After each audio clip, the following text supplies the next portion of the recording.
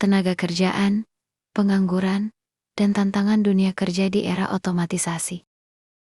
Pasar tenaga kerja lagi nggak baik-baik aja, dan teknologi AI jadi salah satu penyebabnya.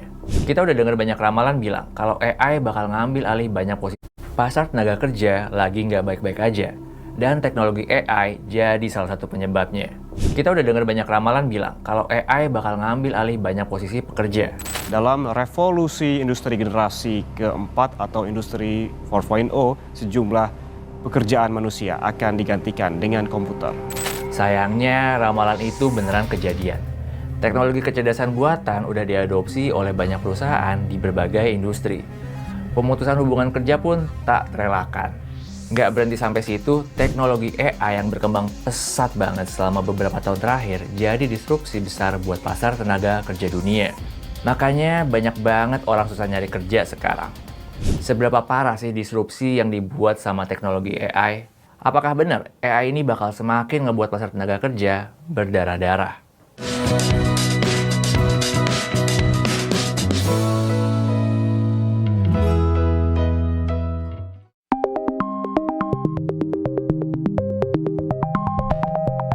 Dari beberapa tahun lalu, mungkin kalian udah pernah dengar proyeksi-proyeksi yang nyebutin kalau banyak pekerjaan bakal hilang gara-gara AI. Salah satunya proyeksi dari World Economic Forum. Dalam laporannya, World Economic Forum sempat memproyeksi 83 juta pekerjaan bakal hilang di tahun 2027. Salah satu penyebab utamanya karena adopsi teknologi AI yang makin masif. Kayak yang kita tahu, AI ini udah bisa mengotomatisasi berbagai proses pekerjaan. Khususnya pekerjaan yang sifatnya berulang, berbasis data, atau ngikutin pola tertentu. Studi dari lembaga keuangan McKinsey bilang, di tahun 2030, AI bakal mengotomatisasi 70% pekerjaan di lingkup perusahaan. Pekerjaan-pekerjaan ini utamanya yang nggak berkaitan dengan pengambilan keputusan, empati, atau skill interpersonal. Menteri Ketenagakerjaan Yashili juga sempat bilang kalau lebih dari 100 juta pekerjaan berpotensi digantikan sama teknologi AI dalam kurun waktu 1 dekade ke depan. Bayangin, cuma 10 tahun lagi. Fenomena AI yang ngambil alih pekerjaan manusia ini sebenarnya udah kejadian. Salah satu contoh pekerjaan yang udah mulai tergantikan adalah customer service. Sekarang perusahaan udah mulai adopsi teknologi chatbot dalam layanan customer service. Yang awalnya nih, kita sebagai customer kalau ada keluhan perlu nelfon atau email customer service, sekarang bisa langsung ngadu atau lapor ke layanan chatbot. Contoh lain pekerjaan yang digantiin AI itu pegawai input data. Dengan teknologi pengolahan data yang terotomatisasi, pekerjaan yang awalnya bisa dikerjain sama beberapa pekerjaan entry level ini, secara natural tergantikan sama AI. Berdasarkan laporan Slickflow, dari total 570 bisnis di kawasan ASEAN, 67% diantaranya udah nerapin teknologi AI. Nah, layanan yang paling banyak dipakai itu chatbot. Dewan Pakar Asosiasi Pengusaha Indonesia atau APindo, Danang Girindrawardana bilang, perusahaan di Indonesia udah adopsi teknologi AI dari beberapa tahun terakhir. Menurutnya, buat sekarang, adopsi AI belum akan mengganggu pekerjaan yang berkaitan dengan sektor padat karya. Pekerjaan yang masih ngebutuhin tenaga manusia dalam produksi, kayak sektor otomotif sampai tekstil. Tapi shifting atau peralihan yang disebabkan teknologi AI udah kelihatan di perusahaan yang bergerak di sektor jasa, kayak perbankan sampai desain dan arsitektur. Di sektor perbankan, teknologi AI udah ngegeser pekerjaan yang sebelumnya dihandle sama teller atau customer service. Ini sebenarnya sejalan sama tren masyarakat yang udah jarang ke bank buat ngelakuin transaksi kayak transfer sampai tarik setor tunai. Sementara di sektor jasa kayak desain arsitektur, Danang bilang, AI udah dipakai buat perancangan dasar atau drafting.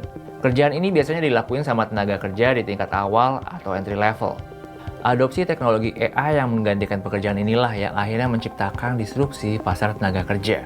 Gara-gara kerjaan yang sebelumnya dilakuin sama entry level diambil sama AI, para lulusan baru atau mereka yang belum berpengalaman jadi makin susah buat nyari kerja.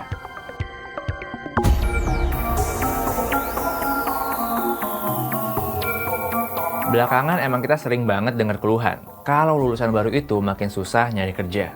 Ternyata salah satu penyebabnya karena adopsi AI. Nih, penelitian terbaru situs pencari kerja asal Inggris Adzuna nunjukin kalau jumlah lowongan buat lulusan baru, magang sampai posisi junior di Inggris itu turun drastis. Ini tuh mulai terjadi sejak ChatGPT diperkenalkan di tahun 2022. Situs pencari kerja lain, Indeed, juga nunjukin data serupa. Berdasarkan data situs Indeed, jumlah lowongan kerja buat lulusan baru turun 33% sampai pertengahan Juni 2025. Data-data itu nunjukin adanya shifting pola pencarian kerja.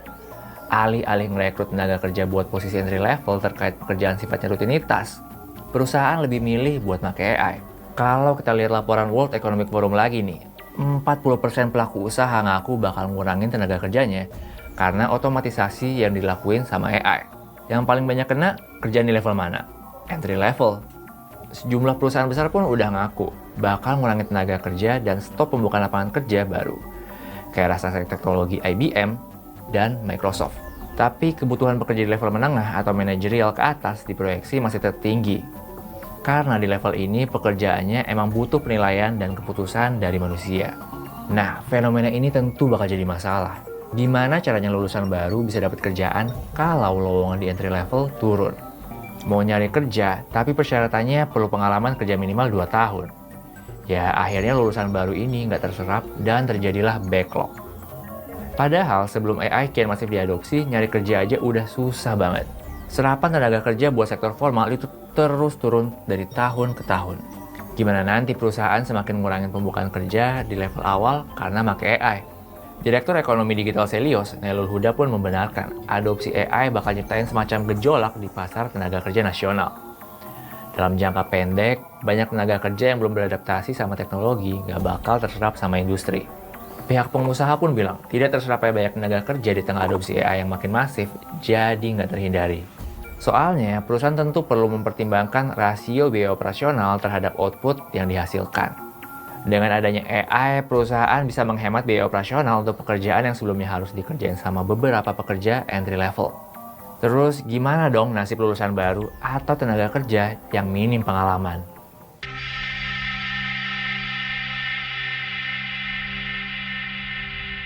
Ngelihat data-data tadi kayaknya emang kedengeran agak serem ya, prospek pasar tenaga kerja kita ke depan. Tapi kita nggak boleh pesimis. Di balik semua angka-angka serem tadi, World Economic Forum baru-baru ini ngeluarin ramalan yang cukup positif. Dengan semakin masifnya adopsi teknologi AI, diprediksi bakal ada 170 juta pekerjaan baru di tahun 2030. Di sisi lain, emang bakal ada sih 92 juta pekerjaan yang hilang karena AI. Tapi ini kan berarti secara keseluruhan masih lebih besar peluangnya. Nah, buat manfaatin peluang itu emang nggak gampang, soalnya kebutuhan skill dari perusahaan juga berubah. Kedepan nih, keahlian di bidang teknologi, khususnya AI, pengolahan big data, sampai keamanan cyber bakal jadi yang paling dicari sama perusahaan. Karena emang kedepan adopsi AI ini udah nggak terhindarkan ya. Jadi, alih-alih berkompetisi, kita justru harus bisa manfaatin teknologi itu. Nah, buat yang ngerasa gaptek, jangan minder dulu. Laporan World Economic Forum bilang, pekerja-pekerja garis depan nih, kayak pekerja di sektor pertanian, pengiriman, dan konstruksi bakal ngalamin pertumbuhan paling besar. Ini dia daftar pekerjaan yang diprediksi makin dibutuhin ke depan, sama daftar pekerjaan yang bakal makin turun kebutuhannya. Ngelihat prospek yang masih positif dalam jangka panjang, pengusaha dorong pemerintah buat ngembangin sistem pendidikan atau pelatihan yang bisa ngasilin tenaga kerja sesuai kebutuhan pasar. Karena ternyata walaupun AI bisa ngebuat berbagai macam hal jadi efisien, sejumlah pekerjaan masih butuh sentuhan manusia. Ini yang dilakuin perusahaan paylater asal Swedia, Klarna. Beberapa waktu lalu, perusahaan ini mangkas ratusan pekerjanya demi efisiensi dan milih pakai AI.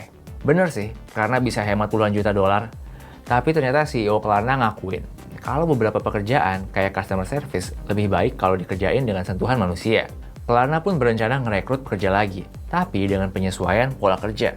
Pengakuan CEO Klarna itu sebenarnya sejalan sama temuan World Economic Forum yang bilang, beberapa soft skill manusia masih krusial dalam pasar tenaga kerja ke depan. Jadi itu dia, adopsi teknologi AI yang pesat dan masif jadi disrupsi buat pasar tenaga kerja dalam jangka pendek.